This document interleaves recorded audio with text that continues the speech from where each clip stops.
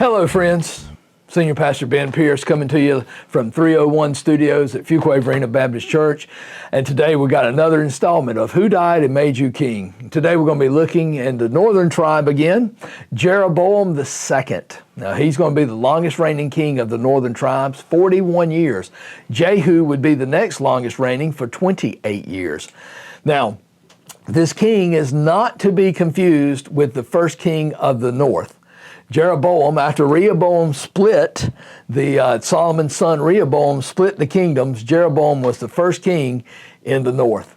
All right. His father was Joash, as we taught, or Jehoash, as we talked about last time. He's going to reign from 793 to 753. Just a few short verses in 1 Kings chapter 1 is about him. Now, he's going to follow after his namesake. Remember, his namesake's Jeroboam I, or Jeroboam I, which was the first king. And remember, Jeroboam I did evil in the sight of God. Jeroboam, when he became king, Jeroboam, the first Jeroboam, when he became king in the northern tribe, didn't want to give the people a chance to go to the southern kingdom. He wanted to keep them there for himself. So he set up golden calves in the cities of Dan and Bethel. These are often referred to as the high places. On the surface, under King Jeroboam II, the northern kingdom thrived. They were prosperous. They had security. They even recaptured territory from Syria.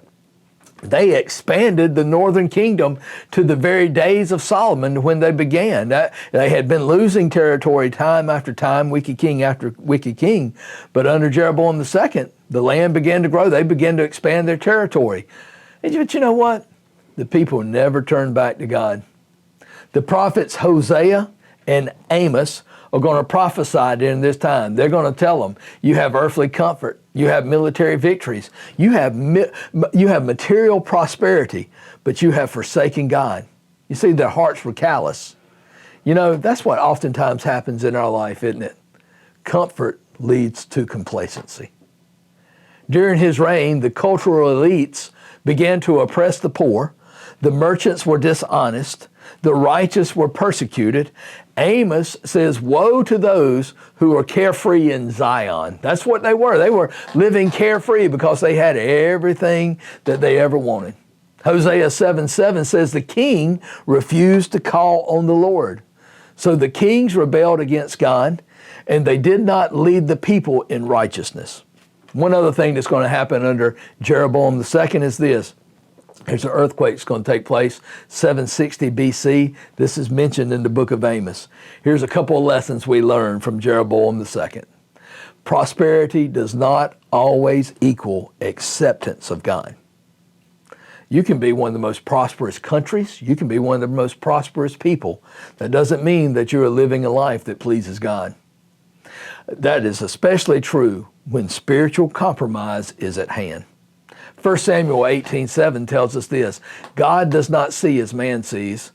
You see, we look at the outward side or the outward presence, but God looks at the heart.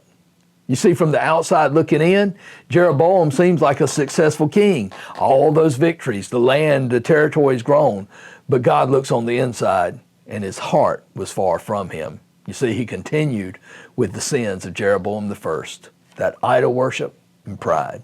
So, let that be a lesson to us. Don't let your blessings make you complacent.